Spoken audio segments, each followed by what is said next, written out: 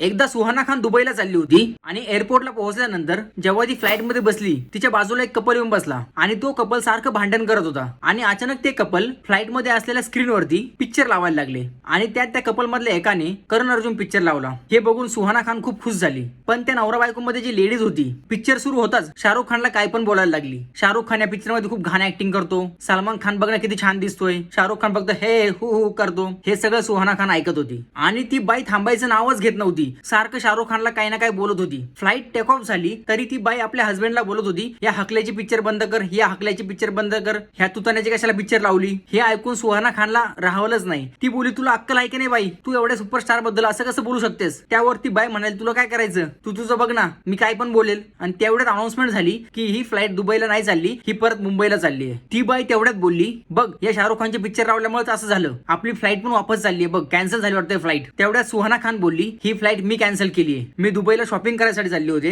आणि तू शाहरुख खानला हे सगळं बोललीस, माझा मूड खराब झाला म्हणून मी ही फ्लाईट कॅन्सल केली आहे आणि मी परत घरी चालली आहे. तेवढ्यात ती बाई बोलली, तुला काय करायचं, पण तुला काय प्रॉब्लेम झाला एवढा. तेवढ्यात सुहाना खान बोलली, तू ज्या व्यक्तीबद्दल एवढं वाईट बोलत होतीस, मी त्याची मुलगी आहे, माझं नाव सुहाना शाहरुख खान आहे. तू माझा मूड खराब केलास, मी तुझी फ्लाईट आणि तुझा दिवस खराब केला. मित्रांनो, व्हिडिओ आवडला तर लाईक करा. थँक्यू.